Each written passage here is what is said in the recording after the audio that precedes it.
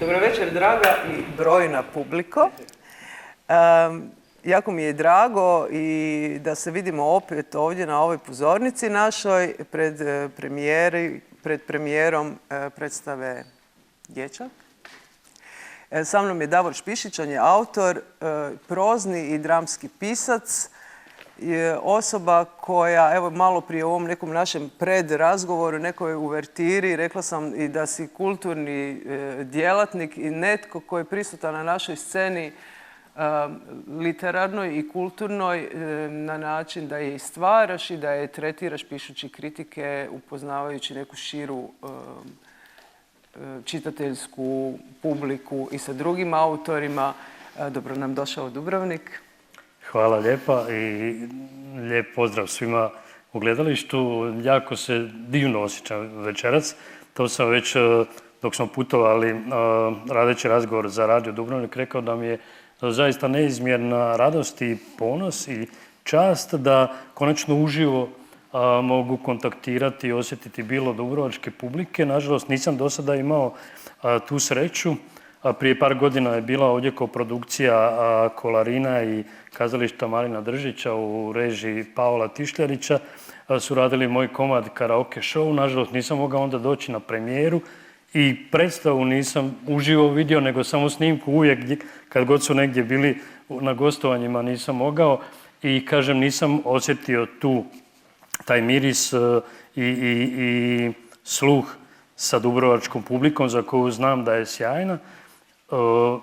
Ovaj teatar znam preko njihovih predstava, imaju sjajni ansambl i sad pod ravnateljstvom Paola Tišljarića se ponovo repozicionirao na mjesto koje zasluženo mu pripada. Nekoliko sezona to nije prije bilo tako i ponovo se, kažem, vratio u onu žižu na karti teatara u Hrvatskoj i cijele regije kojemu itekako pripada po kapacitetima, po mogućnostima, po sjajnim glumcima, po svojoj onoj baštini koju Dubrovnik i temama koje dovodi na pozornicu. Tako je, koje ovaj grad. Tako da evo, zaista se divno osjećam i jedva čekam i predstavu. Da, i ja se isto veselim. I za tebe je zaista veliki broj drama objavljene u 3 knjige, je li tako? Sabranih drama. Čest si pobjednik, zapravo tvoji tekstovi, tvoje drame na Marulovim danima. 6 Držića sam. 6 do sad, evo, kad smo u Držićevom gradu, to je isto divno da o tome govorim ovdje. I ove godine također. Tako je, ove godine sam dobio 6. Hvala. 6. Držića i onako kolege se zezaju, nešto smo pričali u Splitu, nešto za nagodinu, bla bla, kao, pa onda jedan kolega kaže, dakle, Špišić i neki drugi ljudi će biti. I ova predstava koju ćemo vidjeti, odnosno ovaj tekst je 2019. također dobio nagradu, je li tako? Tako je, Dječak je također dobio nagradu onda drugu, dakle srebro Držića za 2019. i do sada je imao samo digitalnu online verziju u ZKM-u sa također sjajnim ansamblom i što je zanimljivo sa redateljicom Tamarom Damjanović koja je onda već zagrizla u taj tekst i zato sam jako sretan da joj se pružila šansa da i scensku praizvedbu zapravo ona radi. To mi je zanimljivo, iako smo sad planirali neka druga pitanja, ali ovo mi je zanimljivo i ta nagrada koju dobivaš i uopće hrvatski tekst koji je putem te nagrade ipak čini mi se doveo nekako na površinu neke hrvatske autore. Čini mi se da se zadnjih par godina baš zbog te nagrade nekako pod povećalo su se doveli i mladi hrvatski dramski autori i mislim da se događa neki boom, ajmo tako reći, tekstova i to je baš onako jako dobro. Reci mi, čini li se tebi da su neke teme ovdje izašle u prvi plan i da, ajde, to se meni onako čini polulaički, da se stalno zapravo vrtimo, da nikako ne možemo preveslati i prihvatiti, odnosno probaviti neke teme, posttranzicijske teme. Ovako, sad te pitam i kao proznog i kao dramskog i kao nekoga ko piše kritike, čini li se da je to neka sudbina koja predugo sada već traje? To je nekih 30-ak godina, mogu reći da se na hrvatskoj sceni mladih autora vrte teme koje se tiču rata, socijalne teme, to naše snalaženje, odnosno nesnalaženje nekih u onom političkom prostoru i socijalnom prostoru na granici dva politička uređenja. Je li nas to baš toliko odredilo i pada li ti na pamet da bi u jednom trenutku to prestao biti izvor tvoje inspiracije, da bih htio pisati o nečem drugom? Vidiš li onako svjetlo na kraju tunela? Hoćemo li više proći kroz tu tranziciju? Pa mislim da nećemo, nažalost. Jergović je nedavno jako pametno o tome govorio, da otprilike rat ne samo naša sudbina, nego sudbina zapravo, kad malo bolje promislimo, sudbina čovječanstva uopće. Ono što je zaista, pa moramo čak i reći, apsurdno. To više nisu ni tragedije, to su apsurdi, da se mi tisućama godina zapravo stalno susrećemo s jednom te istom temom. Ako pogledate, mislim, od starih Grka zapravo, jedna te ista tema se samo obnavlja u nekakvim novim stadijima, u novim mutiranjima, ali ratovi nikako ne završavaju. Da, u nekom drugom dekoru. Rekao je Bariko u ovom predgovoru Ilijadi, sad se sjećam, da smo mi ratničko čovječanstvo i da se zapravo svakih nekoliko minuta događa novi rat. Odnosno, kad jedan završi, točno i postoji negdje ta literatura, nakon 6 minuta počinje neki drugi i da se on zapravo non stop nikad nije bilo na zemaljskoj kugli prostora u kojem nema rata. Tvoja je književnost velikim dijelom počiva na tome. Zapravo to je jedna antiratna književnost, iako si skloni distopijskim temama, ali uvijek voliš publiku čitateljsku i ovu gledateljsku suočiti baš s tim brutalnim, s tim nečim što je to s tom nekom ljudskom prirodom koja je u stanju destrukcije često i sve što sa sobom nosi. To je tvoja tema, je li tako? Je li to zbog Osijeka? Je li to... Ne. Pa evo, kažem, počeo sam i odgovarati na neki način kako se prepliču, odnosno nastavljaju ratovi jedan na drugi, na treći, na milijuniti, tako se i te post-tranzicije samo isto uljevaju jedna u drugu. Kad mislimo da je post-tranzicija, odnosno da je tranzicija svoje obavila, da konačno smo postali društvo, mi ovdje ili ne znam, tisućama kilometara dalje od nas, ponovo se nešto dogodi što zapravo vraća stvar, resetira na nulu, ponovo se iste greške rade od nasilja do intimnih nasilja. Dakle, mene između ostalog jako zanimaju porodice, obiteljski odnosi. To je sjajna dramatičarka Biljana Srbljanović kaže isto, ja ništa drugo ne pišem nego samo o porodicama i obiteljima. Zapravo, to je nukleus svega što se nama događa. Sve počinje i završava zapravo u obiteljima. I zato kažem, nije to uopće više ni pitanje ni toposa, ni gdje smo rođeni, nego jednostavno to se, te iste stvari, iste teme, iste provokacije se nažalost stalno događaju i to valjda je ne samo naša sudbina, nego je neko pogonsko gorivo za našu maštu. Da. Nas koji pišemo, jel? To što je aktualno i sad malo prije smo govorili vezano i za dramu koju ćemo sutra gledati na premijeri, događaji koji su se nedavno dogodili sada u Beogradu i uopće sudbina mladih i ovo što prolazimo gledajući zapravo kako se društvo mijenja i kroz odgojno-obrazovni sistem i neke stvari koje izlaze na površinu, kuljaju zapravo. Nekad nam se činilo da smo to koliko toliko držali onako u džepovima, obiteljskim, skriveno i kroz nekakve tabue.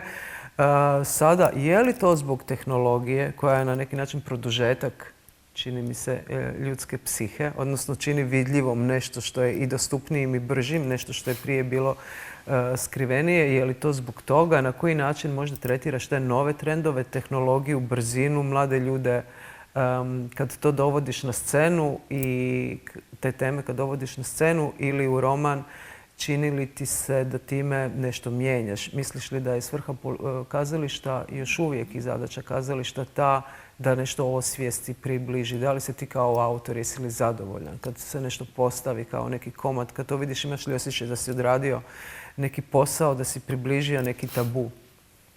Dakle, evo, konkretno kad govorimo o dječaku, dogodilo se upravo ta drastična, da tako kažem, reaktualizacija njegova.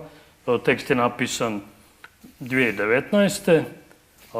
Tada sam i dobio i nagradu. 2021. je digitalna verzija bila u ZKM-u. I sad u ovih godinu dana još od kad dogovaramo, isto se pomicalo zbog korone, ovi naši kalendari praizvedbe u Dubrovniku, su se stvari, strelovito su se ponovo dogodile, da ga ponovo ne kažem da on ne bi bio jednako snažan i aktualan, ali se drastično on ponovo pojavio pred nama u stvarnosti. To je ono što mi zapravo pisci, neću reći ne volimo baš, ali nas na neki način užasava. Naime, kad se to u stvarnosti pojavi ono što si već napisao. Dakle, ovih godinu dana se dogodio neproglašeni 3. svjetski rat, koji još uvijek traje. Prije 2-3 tjedna se dogodio strašan pokolj djece od dječje ruke u Beogradu, koje je ponovo neke stvari iz ovog dječaka izvadilo na površinu o žrtvama djece, o djeci koju mi zapravo svojim odgojima ili ne odgojima pretvaramo u monstrume, u mitomane, u mitove, umjesto da im pružimo ovdje ćemo vidjeti u ovoj mojoj priči čak nekad iz, neću reći opravdanih, ali možda iznuđenih egzistencijalnih razloga kao majka ovoga dječaka u ovome. Dakle, stvari su se strašno reaktualizirale i tu sad iz ovoga slijedi ovaj odgovor. Ne vjerujem da mi možemo nešto jako puno promijeniti, ali ono što je naša, da sad ne upotrebimo neke velike riječi, misija ili ne znam. Zašto ne? Ali ono što je naš posao, evo najbolje rečeno, što je naš posao svih koji radimo teatar ili TV seriju ili film ili pišemo, to je naš posao da mi govorimo o onome što nas sve skupa zajedno muči, ne da dajemo odgovore, nego da svi zajedno sa svojim čitateljima, gledateljima, najbolje što možemo raditi svoj posao da postavljamo nekakva pitanja o društvima u kojima živimo i svim problemima koji nas muče. Kažem, ne možemo davati odgovore, ali je jako bitno i to teatar. I onda sam sigurno sretan ako se neki moj komad nađe zajedno sa kolegama u zajedničkom tom poslu, u zajedničkom htjenju da postavimo pitanja zašto do vraga, zašto ponovo, zašto jednom ne možemo napred ili ako smo otišli negdje napred, jesmo li doista dobro u tom napredu, u toj budućnosti. Kad se to dogodi, kad svi zajedno dođemo, jer moramo to raditi. Kažem, ne vjerujem ni u teatar, ni u film, ni u TV seriju koje se događaju, ima naravno suprotnih primjera, koji se događaju tek tako da nikoga ništa ne provocira, da se ni o čemu ne pitamo, nego... Da, to se sad To dakle nije moj posao, ja u tom ne sudjelujem. To otvara ovo jedno pitanje, sad mi je palo na pamet prije dan, dva, opet je neka tema bila na društvenim mrežama, roditelji su se pobunili oko nekih lektira, nazivajući ih, ne znam, brutalnima, izdvajajući neke dijelove koji nisu primjereni za njihovu djecu, odnosno je li nasilje koje čitamo, kojemu svjedočimo u literaturi ili u kazalištu, trebali ili ne treba, isto tako u kazalištu trebali ili ne treba, teške teme, lake teme. Što misliš o tome? Je li istina to da publici ne trebaju teške teme, nego da im trebaju lagane teme? Ti si zapravo pisac koji itekako aktualizira teme od kojih onako rado mičemo pogled, zapravo u koje ne možemo možda, gledajući u njih, ne možemo odmah, ni jasno, nema rješenja, zapravo treba se to su teme s kojima se treba naučiti živjeti, s kojima zapravo nema rješenja, nema tog, na kraju predstave svi su bili sretni, što bi rekli iza Čehova, i ništa se tu ne rješava, zapravo mi gledamo nešto što se uopće neće riješiti. Pa što misliš o toj akciji da se čisti literatura, da se djeci ti sadržaji brutalni miču iz njihovog rakursa, da ne čitaju o tome? Ti kao pisac, neko ko radi i scenarije za filmovi, te kako zapravo kreiraš, ajmo tako reći, nekakav društveni program medijski. Što ti o tome misliš? Cenzuriraš li ti sam sebe? Odnosno, jesi li kad pišeš u tom procesu pisanja došao do nekog trenutka i rekao nisam baš siguran hoću li s ovim van i bi li ovo trebao? Kako ide taj tvoj Pa unutar? ne, što se tiče tog, dakle, tema, onoga o čemu želim govoriti, tu nema nikakve ni autocenzure. Ta cenzura postoji samo u smislu tehnike, da li će to biti govorljivo, da li će imati, kako bi rekao, da ne bude nešto zakučasto, nešto komplicirano u smislu da je to nescenično. Samo u tom smislu imam nekakve, dakle, kočnice pa napravimo ponovni nekakav pregled, jel to zaista tehnički, ali što se tiče teme, ne. I htio bih samo razbiti neki mit, tu se jako puno i kad govorimo i o ovome strašnom, tužnom, krvavom događaju u Beogradu se ponavljalo kod nazovi teoretičara da, ne znam, nasilni filmovi ili nasilni sadržaj da generiraju nasilje. To jednostavno nije točno, jer da je to točno da bi život bio fenomenalan, odnosno onda bi imali formulu sjajnog života, puštali bi samo komedije, ružičaste sadržaje i svi bi sve non stop smijali, a to jednostavno nije tako, naime. Pustite komediju, dobru komediju na TV-u, ali nije uopće isključeno da neće još tog dana se poslije odgledanog filma da neće nekome razbiti glavu. To jednostavno nije točno. Naime, ima niz stvari koje moramo učiniti da zapravo ti filmovi koji govore o nasilju zapravo su najveća brana, ako su kvalitetni naravno, ako su dobri, ako nije smeće, ako nije treš, oni su upravo, ti sadržaji su najveća brana, bi trebali biti nasilju da neko to kopira u životu. Kako doći do toga, ovo što si rekao, da to nije treš, da se ne bavimo površno tim temama koje su brutalno, odnosno da ne odgojimo publiku koja će takve sadržaje ratne, odnosno antiratne sadržaje i brutalne gledati zapravo da ne trepne i da to apsolutno ne dodirne u njima nikakav etički centar, nikakvu točku koja će se zapitati. Kako to? Znači, u suvremenom društvu mi smo zaista u velikoj mjeri tim sadržajima preplavljenim. Od umjetničkih i kvazi umjetničkih do onih koji nisu, koji to tretiraju samo kao imidž. Imaš li ti kao autor, imaš li neku bojazan prema tome? Čini li ti se možda da ćeš neku temu potrošiti, olako, prostituirati, da s njome možda da ćeš izmaknuti, da nećeš pogoditi cilj, da ćeš možda nešto krivo napraviti zbog toga što te teme i jesu škakljive zapravo i teške ili da ćeš nekoga povrijediti? Jesi li oprezan u tim stvarima ili ideš samo onako direkt iz sebe pa što bude? Odnosno, da prevedem ovo pitanje. Podilaziš li zapravo, ne mislim u negativnom smislu podilaziš li publici, nego pišeš li isključivo što tebe zanima ili pokušavaš svojim radom dati odgovore na neka društvena pitanja da kažeš ok, sad ću se ovim baviti, mene se to osobno možda ne tiče, ali smatram se odgovornim da pokušam odgovoriti na ovu neku temu. Pa to je dobro pitanje zato što mislim da je put najbolji, ja ga bar tako vidim i mislim da tako najbolje mogu raditi, da prije svega mora biti ono što mene jako muči, a rekao bih da ono što mene jako muči, da jako muči i veliku većinu ne samo mojih prijatelja i mojih rođaka i ljudi u čijem okruženju ja živim i odrastam, nego mislim da sve ono što mene muči, da muči jako veliki dio društva i ljudi koji ga čine.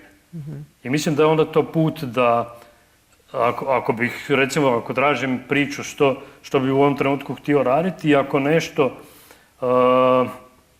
mislim da me to ne tišti, da onda to nije dobar put i da to sigurno nije problem velike većine društva. Ne znam, jesam dobro objasnio, ali mislim da je najbolji put da ono što mene tjeskobi, čim se ja želim, što ja želim najbolje provući kroz svoje pisanje, a da je to onda ono što i veliku većinu društva. Ima li nešto u zadnje vrijeme što te posebno tangira, nešto što smatraš da ovo je znači umjesto onog pitanja na čemu sad radiš, neću te to pitati, ali postoji li sad nešto u tvom nekakvom djelokrugu, nešto novo što bih htio obraditi? Smatraš li da je pisanje zapravo istraživanje?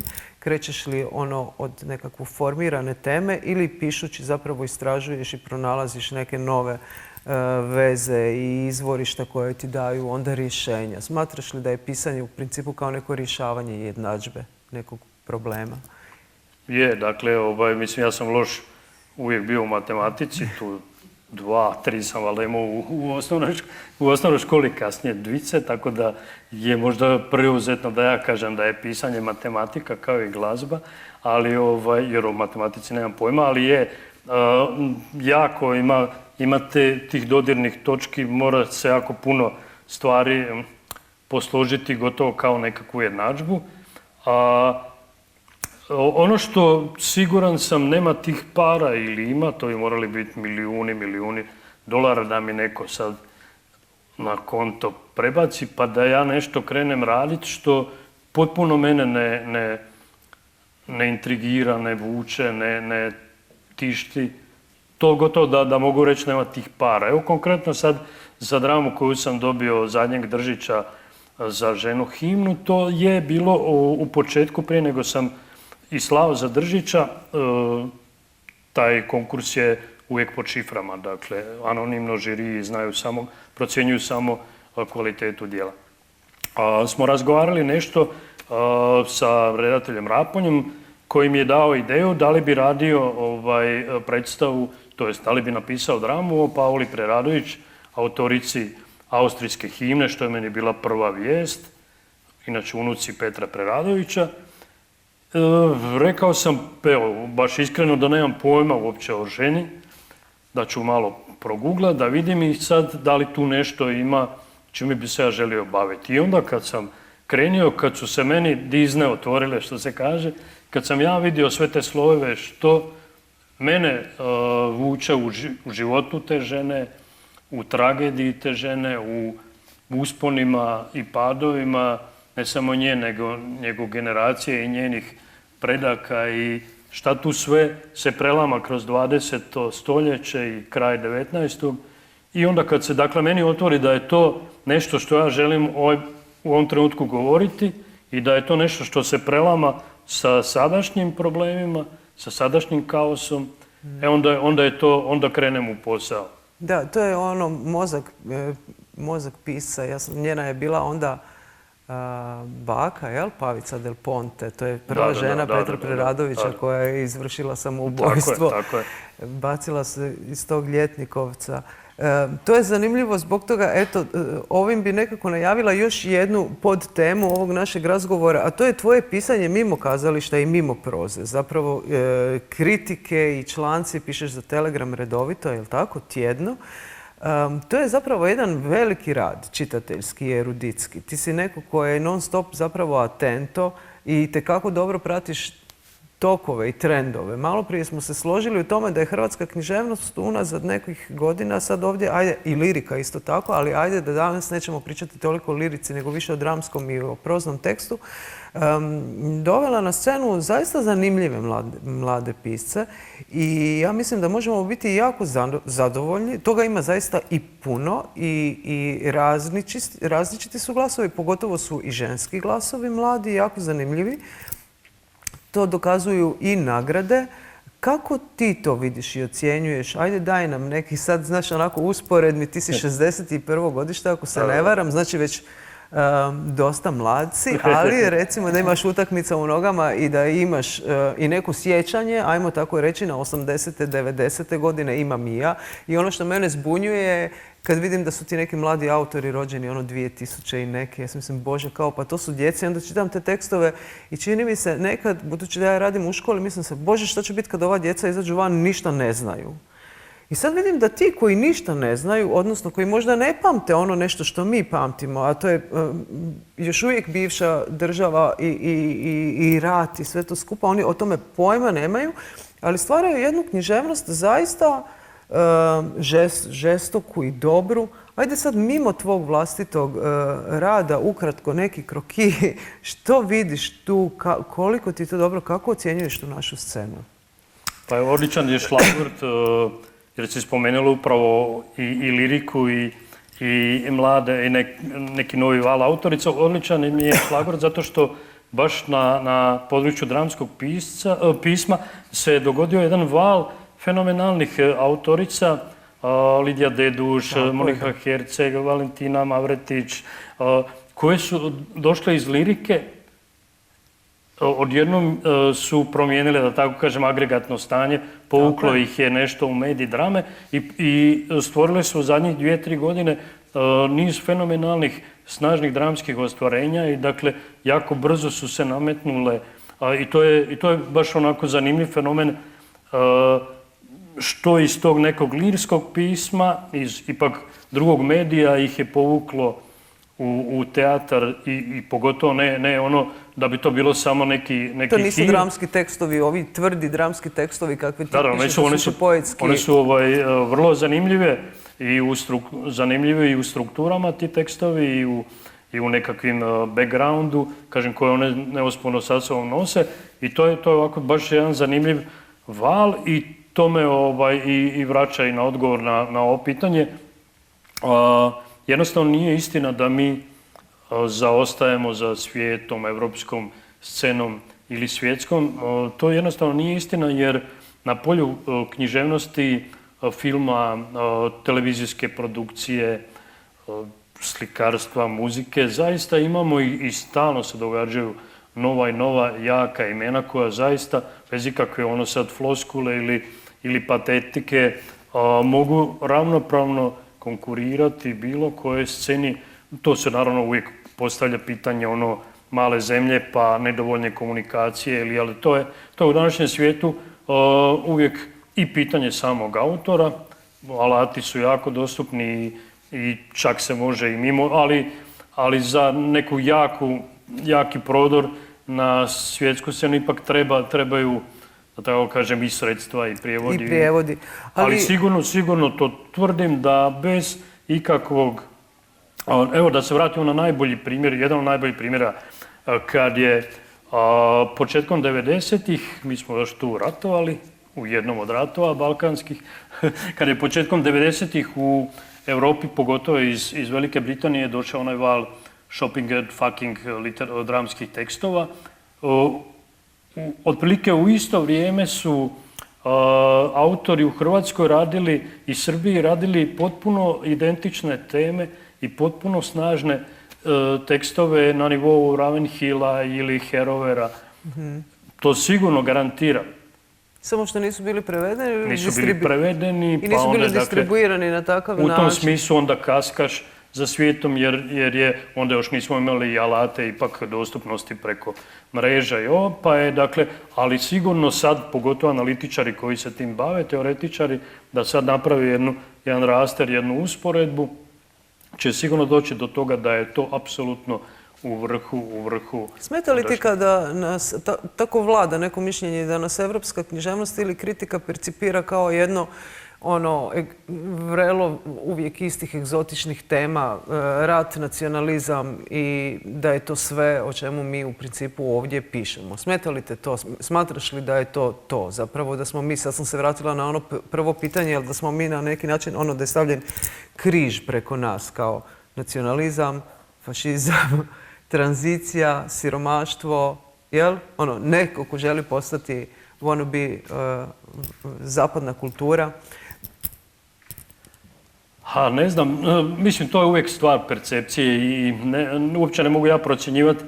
Ja tako nikad ne bi procjenjivao neku drugu literaturu ili drugu scenu, uvijek gledam potpuno drugčijim očima, drugim alatima i to je onda ipak stvar čovjeka. Da, ali prijevode se baš traži takvih u principu, nažalost, tako ili se meni čini, da su te egzotične teme da strano tržište u principu takve po njima teme kurentnije. Da. A sad, to je sad dobro pitanje. Da li isključivo uzimaju takve teme, ako je uzmu pa nas promatraju kroz tu prizmu? Da, nije isključivo, ali u principu čini mi se da je neka ex-jugoslavenska književnost, da je to. Ukoliko želiš čitati o tome, ne znam, živiš u Njemačkoj, Engleskoj, Italiji i tako dalje, da smo mi na neki način obilježeni tim temama i da nas je to nekako... Ne znam, nije, eto, pitam tebe. Mislim da je to jednostavno stvar proživljenosti i onoga što sam rekao već na početku, što se ipak mi, a pogotovo na ovim područjima, stalno vrtimo u začaranim krugovima i to vjerojatno i ostaje. A osim toga, kako bih rekao, sad ću ići na najbanalniju neku usporedbu, meni su teme o, ne znam, jesmo imali čaj ovakav ili onakav, onako jednostavno dosadne. Jogurt je bio, Davor, ne čaj. Jogurt. Dakle, u tom smislu i sigurno publika bolje, kako bi rekao, reagira na probleme ove ovdje, nego sad, nemam ništa protiv, naravno, i najznačajnijih autora svijeta, ali ako odete u nekakvu ezoteriju, u nešto što nije temeljni problem društva koji se događa sad i ovdje, mene ne interesira kao autora, a tvrdim da i mali dio publike će to zanimati. Da, ja spadam ako nemamo, mislim, kažem, opet nije topla voda i vraćamo se Grcima koji su nas stvarno svemu naučili, taj pitanje tog prepoznavanja. To je najvažnije u svim našim umjetnostima. I onoga što tražimo zapravo u umjetnosti. Ja spadam u tu manjinu koja je sklona se utopiti u nekakvim literarnim temama koje možda zaista nisu usmjerene ni nekakav socijalni problem. A isto volim i smatram... I možda samo isto da razjasnimo da nije to pitanje žanra, naime. Ja isto jako imam puno komedija u svom opusu, ali uvijek želim nešto i tom komedijom, satirom, da pače. Volio bi da imam tu sposobnost kao Sveta tri kralja, što ja kažem, satire, Ivo Brešan, Dušan Kovačević i Branislav Nušić, koji su savršenim alatima satire, poruge, onog najzdravijeg šamaranja smijehom, su govorili isto o takvim problemima koji su, nažalost, još uvijek danas isto aktualni. Kad pogledate Nušića, kao da je pisao danas o svima nama. I dakle, nije to pitanje žanra, da pače u sjajnoj satiri, sjajnim komedijama su se... To su žanrovi neki koji to voli izlaze. Vruće, jedan od najdubljih socijalnih filmova svih vremena i najzabavnijih, ali govori o bijedi 30. godinama koje su nam se 100 puta već ponovile, od onda kad su ljudi doslovno se bacali sa 50 kata od gladi. O tome govori, neki to voli Vruće, a zabavan je remek dijelo. I to je ono što na neki način ti ukoči taj smiješak. Dvije su još teme koje bi samo htjela s tobom, koje mi se otvaraju ovako dok ti pričaš. Jedna je, sad ću malo opet skočiti, ti dolaziš iz Osijeka, to je grad koji ja ga jako volim i možda ga pamtim iz nekih drugih vremena, gdje je on meni značio puno više i smatram da je on značio puno više kao jedan srednjeevropski grad, ali zaista grad onako centar, a ne grad. I Dubrovnik. Mi ovdje živimo dobrim dijelom od turizma. Dubrovnik je grad koji je rado viđen, u koji se rado dolazi, koji je nekako, ajmo to reći, perjanica našeg turizma. A u Osijeku se dogodilo nešto, čini mi se možda da je zadnje vrijeme se popravlja situacija, ali negdje u javnoj percepciji taj grad, to ja vidim kod mladih ljudi, kao šta je to? Znači, užasno je palo stanovništvo, došlo je do strašnog iseljavanja. Reci mi, ti koji tamo živiš, kako se kultura i umjetnost u principu nosi s tim? To je prebrzo se zapravo dogodilo da si ti dobio jedno takvo urušavanje. I sad s neke fenomenološke strane, kao pisac, kako to iščitavaš? Što se tu zapravo dogodilo? Kako izlazite na kraj s tim? On je opustio zapravo. Ja zadnji put kad sam bila u Osijeku, te su se fasade zaista, pogotovo sa stražnjih strana, se gule i nema ljudi i sve je nekako... Je li istina to što ja govorim? Jest da se malo utvrđi i tako obnavlja. Nisi dugo bila. Taj nekakav migracijski proces, neki migracijski tokovi su se naravno svugdje morali dogodili su. Mene recimo više čudi koliko više od 30.000 ljudi koji iz Rijeke otišlo nego ovih 20-ak iz Osijeka, naime, koja je netaknuta bila i razaranju. Dakle, ti procesi su se očito morali dogoditi i neminovni su. Odnosno, jedan moj prijatelj kaže, ako je otišlo tih 20.000 iz Osijeka, zašto su svi ostali automobile, da nemamo gdje parkirati. A neke stvari se ova država nosi jako velike odgovornosti na svojoj duši zbog koje su se ljudi iseljavali. Neke stvari se jednostavno nisu mogli niti su se trebali sprečavati. Naime, sve te cirkulacije, emigracije su se događale i događat će se. ono što je jako bitno da svako od nas radi na tome da napravi svoj sebi ugodu tamo gdje živi, gdje su mu, što kaže Jergović, knjige, ti negdje moraju biti, negdje ti mora biti osobna karta, odnosno adresa na. Jedan sjajni dramatičar iz Srbije, Uglješa Šajtinac, iz EKM je radio njegovu adaptaciju Huddersfielda, on živi u Zrenjaninu, pa ga uvijek novinari pitaju zašto se ne preseli u Beograd. Kaže, a kad nisam u Londonu, kog ću vraga u Beogradu. Dakle, pitanje gdje si je uvijek pitanje nekog osobnog izbora i osobne sreće. U Osijeku se događaju u zadnjih par godina jako dobri neki novi procesi, otvaraju se jako puno IT firmi, jako puno stručnjaka dolazi i naseljava se i ja bih rekao, ako država tu ne bude opet svoje grijehe radila, ostavljala onako kako smo navikli, da bi se taj nekakav proces obrnuti mogao i tekako dogoditi. Osijek je fenomenalan za grad za živjet, da mu, što kažem, da su ti tamo knjige, da se tamo odmaraš, skupljaš energiju. I ovo je jako dobro što se, kažem, taj neki IT sektor što se počeo doseljavati, onda povlači za sobom i potpuno neku drugu i mantru i življenja i ne znam, otvaraju se u sljedećih mjesec dana se treba otvoriti 4 ili 5 novih restorana sa Michelinovim kuharima i tako da ima... Ipak se nešto tu diže. Ljudi često jako puno osjećana, recimo, događati se u danu da ne možeš uopće pobrojati događanja, da se poklapaju čak premijere, ne znam, u HNK, u Kulturni centar jako počeo fino raditi svoju vlastitu produkciju, ali ljudi koji recimo žive u Osijeku zbog neke svoje inercije kažu joj, ništa se ne događa. A pogledaš malo samo itinerar te večeri, ne možeš pohvatati sve. Dobro. Dakle, to sad opet možda zvuči ružičastije nego ovo što si ti rekla, ali jako vjerujem u to da je sve pitanje ipak ljudi. Ipak ljudi, mislim, mi smo mala država i to je meni uvijek smiješno što mi ne znamo tu minijaturu koristiti u smislu prednosti, nego se ponašamo kao da smo, da imamo 10 gradova veličine Šangaja, a da smo, ne znam, da nas ima 500 milijuna.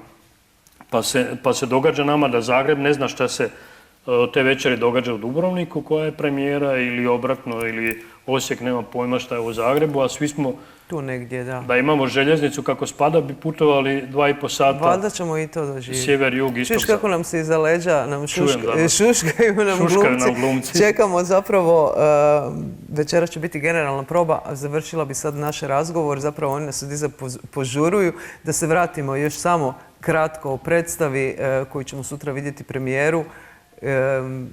Nismo onako spojlali sada, iako se može pročitati u svakom trenutku o čemu se radi. Nadam se da vam je jasno otprilike. Želiš li nešto reći o samoj predstavi? Kakva je bila tvoja komunikacija sa glumcima? Koliko je trajao rad? Ili ti je ovo naprosto sad, ćeš se iznenaditi kao i mi? Meni će ovo biti skidanje nevinosti što se tiče ove predstave i to uvijek najviše volim, nema običaj. To koliko puta to radi. Zato on tako puno piše. Tako je. Ne volim se miješati, to su jednostavno druge koncentracije, druge vrste poslova i mislim da jednostavno pisac uvijek, naravno kao živi pisac, prokleti živi pisac, sam tu ako nešto treba dopisati ili nešto razjasniti, ali mislim da dakle, naši procesi moraju biti odvojeni do samog finala, da onda svi zajedno zapravo uživamo u tome što sam ja njima ponudio, a što će oni meni. I za kraj nećemo ništa spojlati, samo htio reći da puno smo pričali o pisanju, o teatru, o glumcima. Najhrabriji među nama su glumci. To nije samo zato što sam oženjen za glumicu, pa sam upućen u problem. A najhrabriji od nas koji stvaramo su glumci. Mi svi možemo imati nekakvu zaštitu oko sebe, mi možemo glumiti puno bolje u smislu zaštite.